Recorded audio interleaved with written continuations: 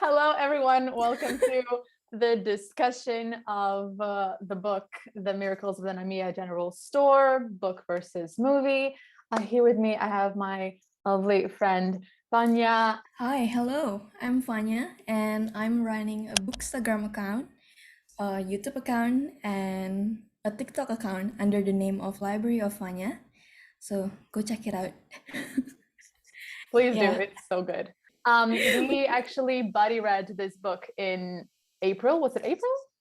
Yes, Yep. April. March to April, maybe. Yes, it took us a while to read it.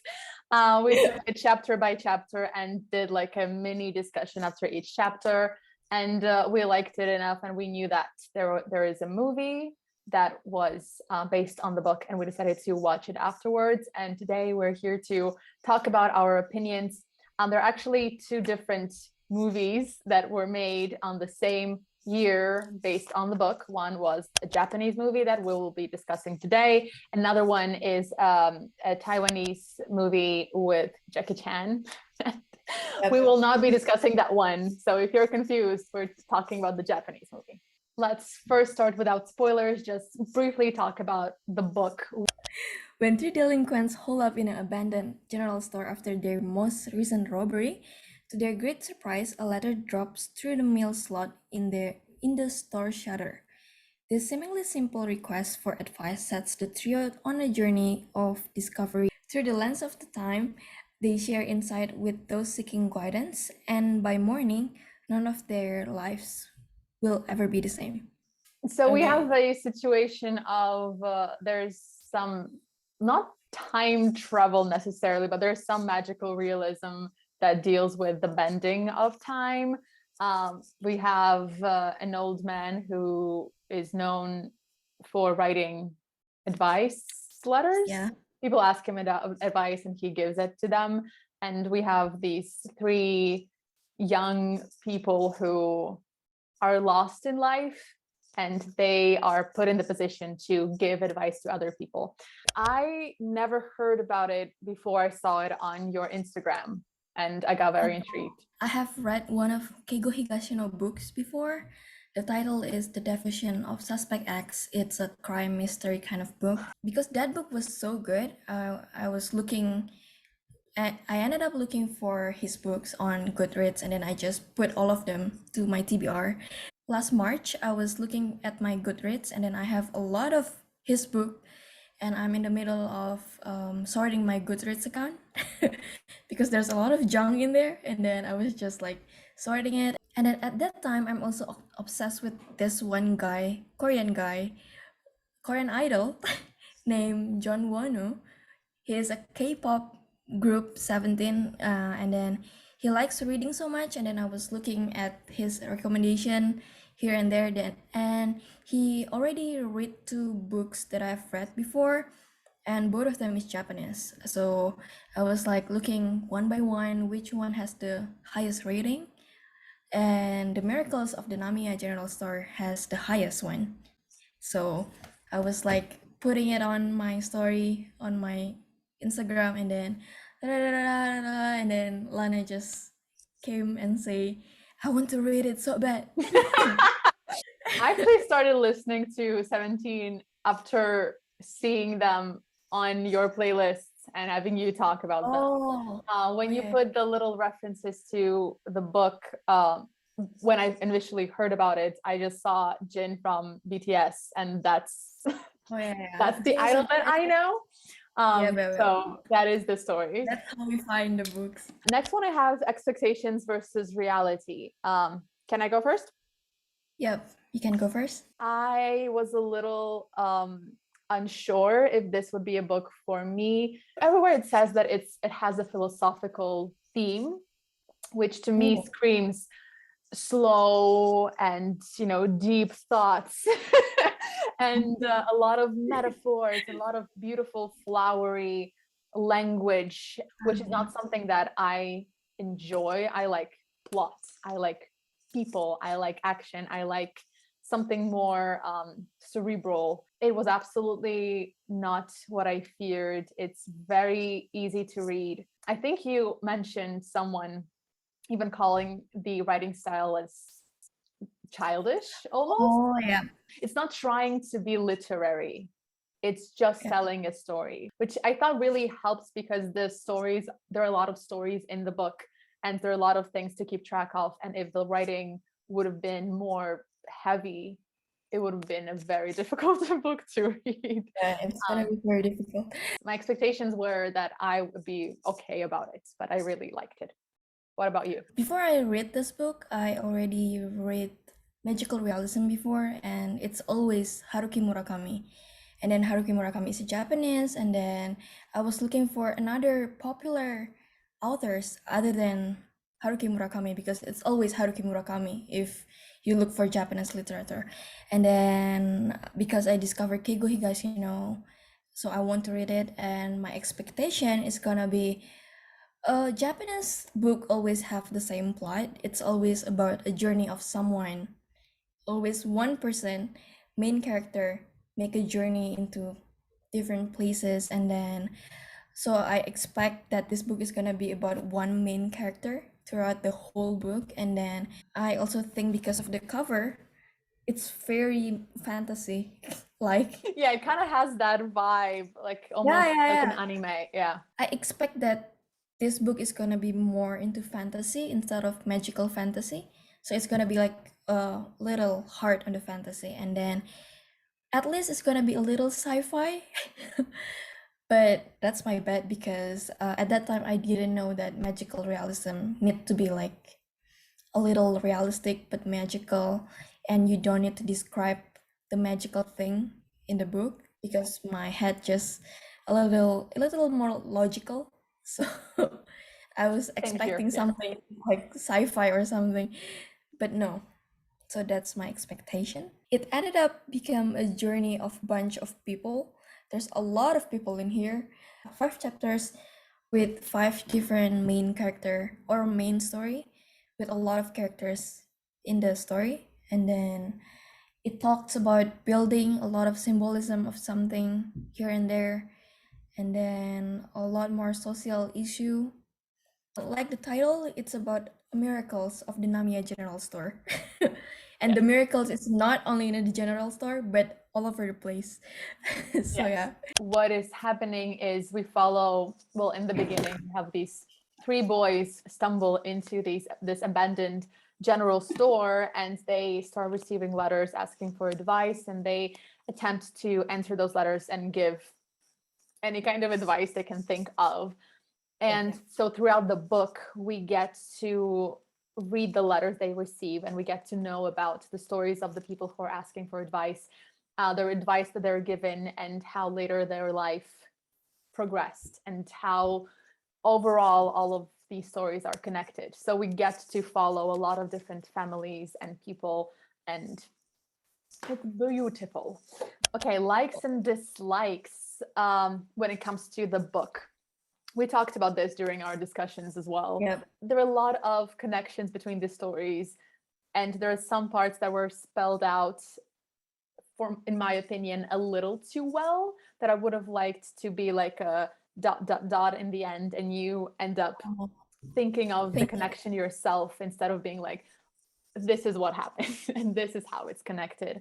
There are several parts in the book where I felt like we were eventually given the answer, but I feel like the answer was obvious enough that it would have been nicer to not be told so many things. I don't know how to explain that.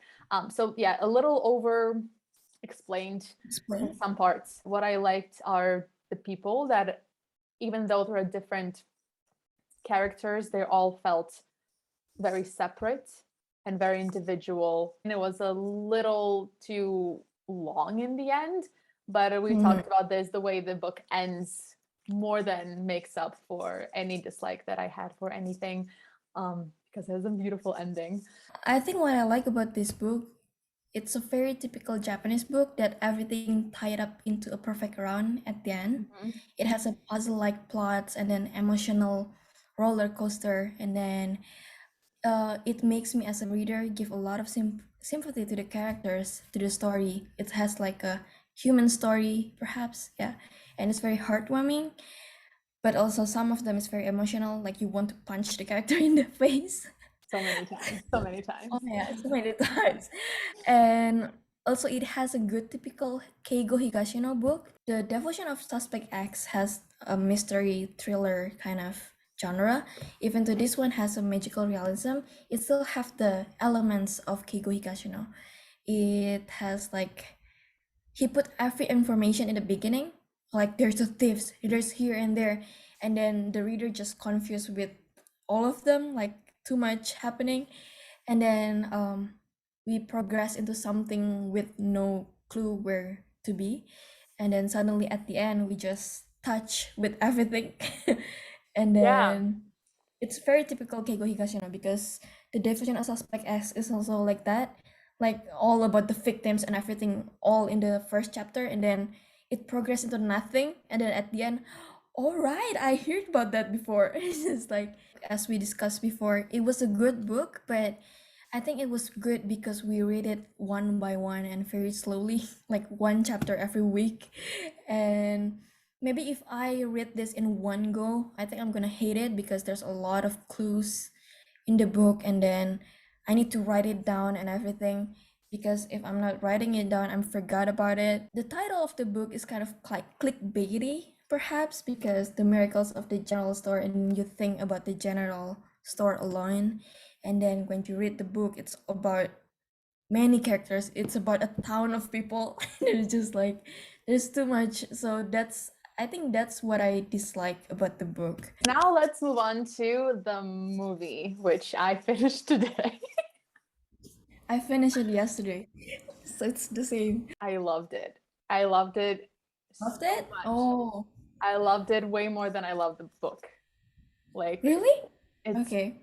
I love it so much. That is my opinion. What about you? It's gonna be like a debate. Debate? Okay, perfect. Okay. Okay. What about you? What was your overall opinion? The movie wasn't bad. It has a good execution, but it's not enough for me personally. And then it feels like the kind of movie that you found randomly on your Netflix home, and then you watch it, you like it, and then you discover that it was adapted from a book, and then you read the book, and then you think the book is better. That's what I think about the Ah, movie. I definitely see what you mean. I think if I were to read the book after watching the movie, I would love the book more. Yeah. But I think the movie gave me what the book lacked. I know what's going to happen. Like I know what's happening. I Yeah, know the plot. But it caught me by surprise emotionally a lot. Just Mm, seeing the actors go through it and experience yeah. the things I knew were happening, but seeing it happen, I You just cried so many times during this film. I cried 3 times. Three You got- times. So I think it gave me the emotional layer that the book didn't have. The book yeah, was a little more not simplistic, but it would just give you the story as yeah. it was happening without really going into the emotional side of it. I think the movie is a very typical Japanese live action. To see like the actors, some of them is a little flat, and then some of them is like overreacting, and like the grandpa is okay, but like the musician, like the beginning, he's kind of overreacting, like overacting. Feels like a low budget movie. What's bothering me is the movie has a lot of like wide shot, and then you can see people just running around everywhere, and then when it comes to something very detailed, like reading the notes, like the letters, it goes into like a tight shot. But the wide shot at the beginning, I think I over analyzed them, but going to the end of the movie, there's a lot of that. So I was thinking, oh, I think this is a low budget movie. They don't have much camera or like time to shoot the movie, and it feels like all of them is like a wide shot, even if only two people or like one people. So I don't know. The structure of the book does not necessarily lend itself to a movie easily Movie, because yeah. there are many different situations happening and how do you portray all of that. And so there's that. Plus, we have here a film student graduate, right? Who The pressure. the way you watch movies, I assume is different from the way an average person watches them. Having studied them and worked with them, how would you have filmed it? So initially, I cannot think of any way that this could be a movie. Yeah, me And too. then and then after watch it as a movie, I think adapting it into a movie is a wrong move. My hypothesis was this is cannot be a movie. At least it's gonna be a series or maybe like an animation.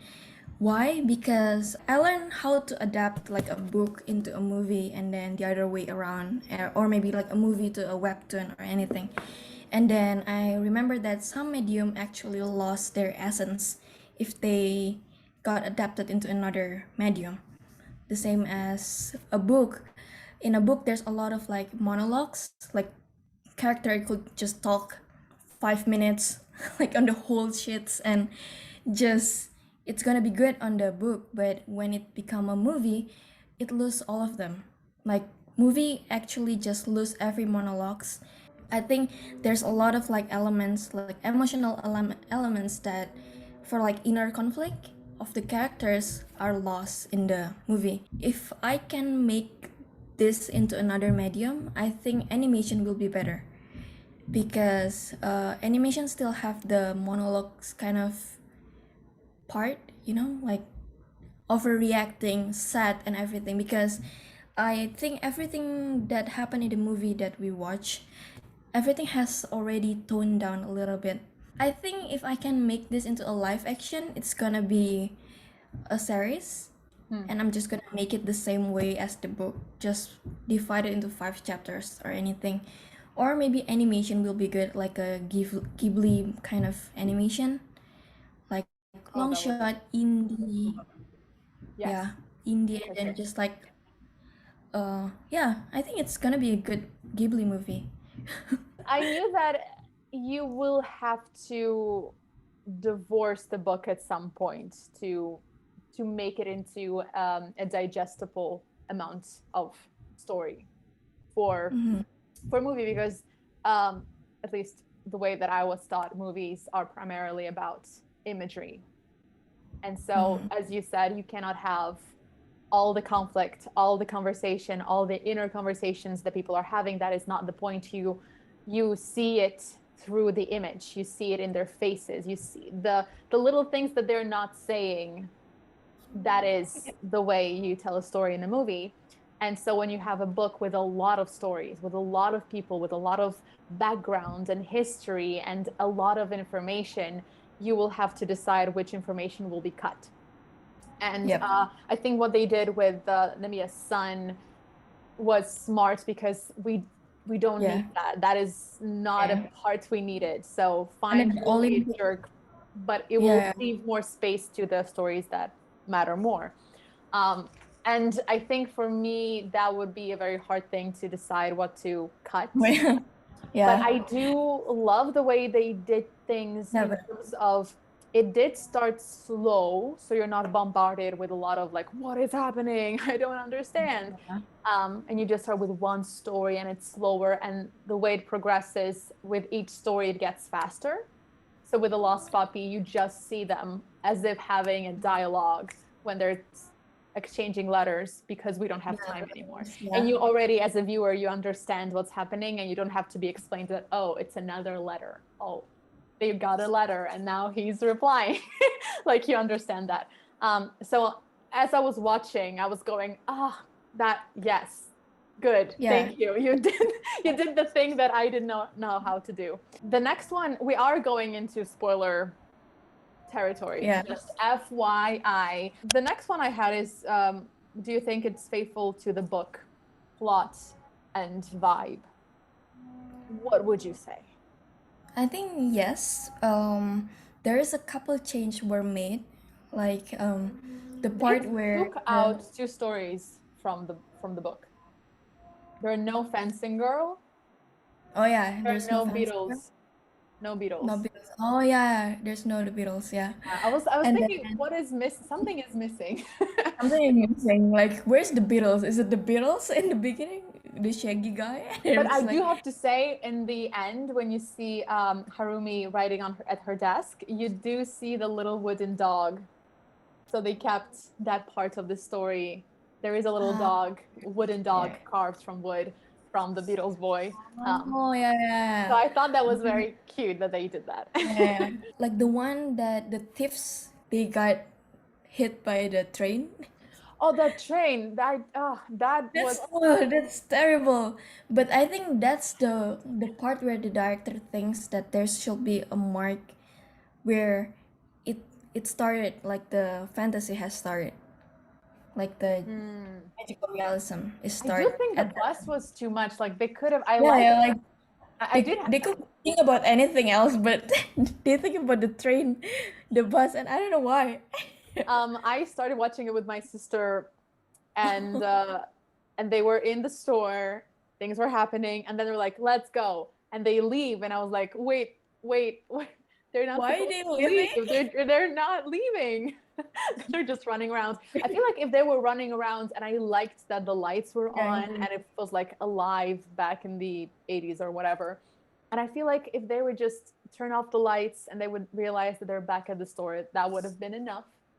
The bus was like a CGI that you did not have to pay for. You did not have to pay for that. I feel like it didn't lend anything. It never went back to a train or a bus. Oh, I think the scene at the end where one of them becoming a cook and one of them becoming a yeah. And it just, oh my God, because in the book it's only ended up in the letter. Yeah. Right? Yeah, and then that one. I loved this, like seeing the after story so much. Yeah. And seeing Tsuya, is that his name? Tsuya? Working as a doctor with like his it's really good. That's cute, all of them. And where they go back to the woman, it's also cut off in the book. So they add that, and that's good. And they added the fact that she started her own little advice thing. Milk box. I loved those additions, and I feel like the things that were cut and the things that were sacrificed, at first I was like, but there's more. But now looking back, I feel like they did the right choice. The backgrounds of the boys, the way that we learn about it in the movies through their fight, we already get the like bottom line, what happened to you and their reaction to it. You see them, the pain, and them experiencing it together. And I feel like that scene was enough. Like we understand. So in that sense, I think it was very smart. I was worried about the Namiya's background with the woman, that whole situation. Because that made Suddenly, that woman I did not like that in the book. It was too long. But I feel like it was like they added her a little bit. They added to the magical realism. The photo, and then and I feel like it wasn't too much, and I believed it, and it was great. So I really loved the movie. You really love the movie. Let's talk about the scenes. Okay, what were you most looking forward to? I think I was looking forward for the music. Because in the book there is no lyrics whatsoever. It's just like he sings a song called Reborn, and that's all. And then on the movie there's a part where Sei literally sing the whole song. Yeah. But suddenly they have the music video, and I was like, why? You know, the one that's dancing on the sand? I was confused about that as well. What are you doing, Seri? But yeah, I was looking forward for that. And then how the director able to order all the timelines, because in the book it was all over the place, all of them suddenly in 80s, and then sometimes it's on 70s and everything. But they did a good job. I remember that when we watched the trailer, we were talking about how the Namiya General Store doesn't look as what we think about. But and then after watching the movie, I think it looked exactly like what I think about. I don't know why. I felt a lot like this about other things as well. When we watched the trailer, like we made fun of this thing and we made fun of this thing, and that's weird. We made fun of grandpa. And But in the movie, it works. It works so yeah, well. maybe because the trailer has all like orange tone, so all of them just bright. But when we watch the movie, some of them is on the blue tone, like Mm. it's on the past, and then there's the happy one with orange and everything. Because when Plus, we we watched it right after reading, so we had our own images that were yeah, yeah. matching. And then Namiya, the Namiya grandpa on the book, he just like a regular grandpa, and then on the movie, he looks like a happy, flamboyant kind of grandpa. But when I watch the movie, he's very sad. Like when he almost passed away, he just like he looks so sick. Like Oh, I cried going so back to hard. the store and everything. Yeah, and then I cannot make fun of the Hawaiian shirt anymore. Me It too. just There was yeah, the it's scene for when you. he asking the his son just take me back to the store, take me back to Yeah, like that scene that's very sad. killed me. And then they're in the car and he's wearing his little fedora hat and the Yeah, and the then Hawaiian going down shirt. from the car very hard, like, oh, Yeah, son, and he help me. looks so like tired because he's going through this illness. And like his outfit, I feel like the way it conflicts with his inner situation makes it so much stronger, if that makes Yeah. any sense. Like he's wearing all these funky stuff, but he's like, I don't know. It really, really worked for me. It really worked.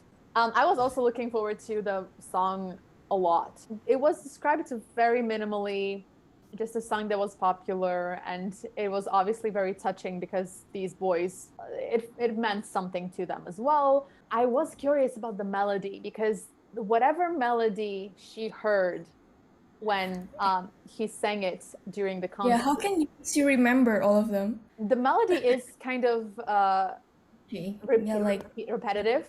So yeah. I get how she remembered, but The he na na na na. the way he sang the fact that he was just doing la la la la la Yeah, la la I'm la gonna la. sing my song Reborn and then na na na na. Yeah, It's just that like, was a oh my little god, you funny. have self-confidence. Oh, this is gonna sound bad. During the concert, not super impressed with the singing, um, which was, I guess it does make sense for the time and for the fact that he loved the Beatles. It's not, the Mm. Beatles were not known for their vocals necessarily.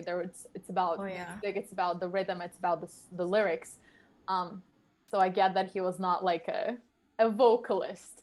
Um, I like the fact that if they cast someone who was like a very good singer, that he just takes the guitar and you can see talent and you can see stardom, that would have been a little harder to believe. He looks like a regular guy Yeah. who just They just really like he singing and really then likes singing and he likes playing, and he's coming to this orphanage and he looks very shy. Like I felt for this character a lot because he was so real and he was not polished. yeah. And because he sings that way, it's very raw.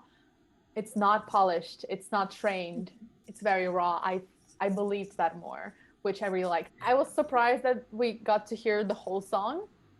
The Yeah. lyrics are amazing, and I love that they are completely like mirroring the situation and are talking about him when she sings, I want to live like you did. That Oh, kills me because he didn't live.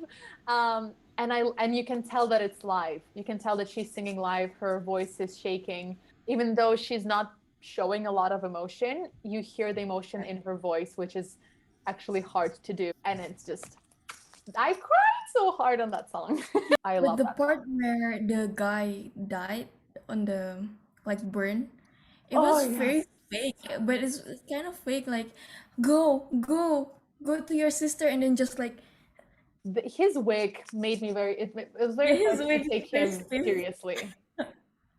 And the whole part with his family, I understand that after reading the book, he's not super comfortable with his family. He's very shy. He feels like he's, you know, going against what everyone thinks, but he just looks like a little robot. Yeah, like Not oh mom died. I actually really like the part where all the letters come in from the future. That was yes, just so sad. Like it's his his last face. day. His last day, and then I think in that one scene, there's a lot of message in that one scene. Yeah, There is the part where I think the relationship between Namiya and his son is not that good, but also good, like just something in between. yeah, But when the letters come in, that's when his son actually actually remember that Namiya asked him to do, to just put the pamphlet or anything, to yeah, remember that it's his 30 years past and everything. yeah. So it's just like, that's good. And then telling the audience that it might be his last day by all the letters coming, and then why it's gonna be that day. Oh yeah, it's his last day and everything. Yeah. So I think that's good. And That's a his good. face when he sees the letters come in, Yeah, it's that's like people saying thank you. yeah. Oh, that's the other part where I cried. So we got three. We got The three. We scene got the with song, we got that, and the last one in the very the end. letters. Yeah. Yeah. Oh, I also wanted to say I love the fact that we got to see the boys in the orphanage with the other kids, because we don't see Oh that in the book at all. We don't see their relation to the other boys, and seeing the little guys as being like, "Oh, are you gonna be a yeah. doctor?" And then just like yeah. That made me like the boys even more than I did. And I like that You in like the the things. and in the movie we don't really get to hear a lot about the differences between the boys. You don't really get to see a lot of Yeah. their personalities, Oh yeah. but you do, through their In the actions, movie. you kind of do see how they're different. Like in the beginning, like the Kohei, is that the way it's Oh pronounced? yeah. When he said down like, I "Oh, forgot I the name. want to reply to this." Yeah, and then the other one just like, why are you replying that? And He's like, then "I don't know. yeah. I've never done it. I really want to." And you just really see what this character is about, because they're replying to a letter from the 80s. Oh, we did not have that moment of, wait a second, but we just wrote this letter, this reply. How did we get another one so soon? That was just not talked about in the movie. I wonder if when people who don't know the story, when they watch it, if they have a, wait, how did this happen in one night? Tell me about Atsuya. I think he's the one who get the most character development throughout the Yeah. movie.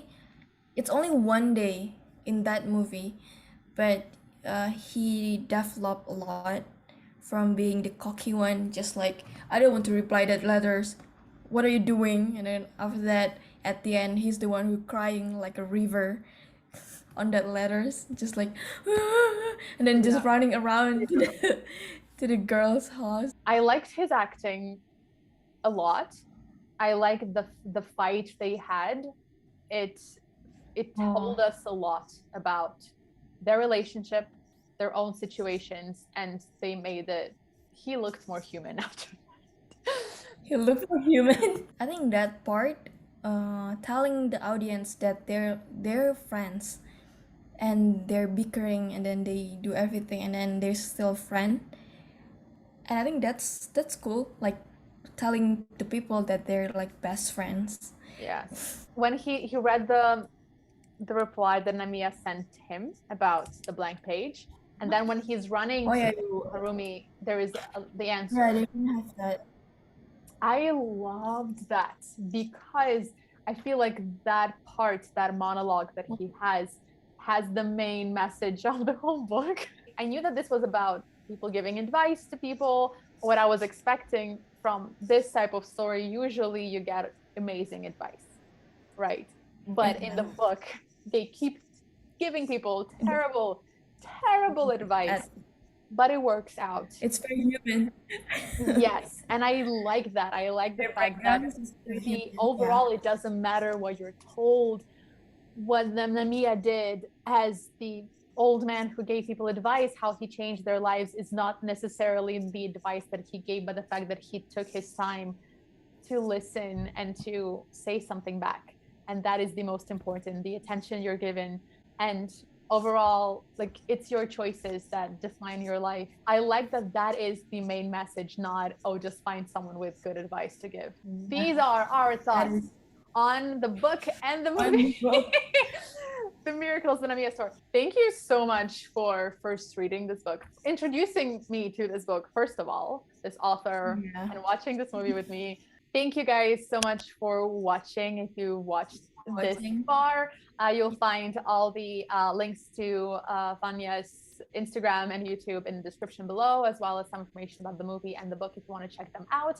And I will see you in my next video. Bye. Bye.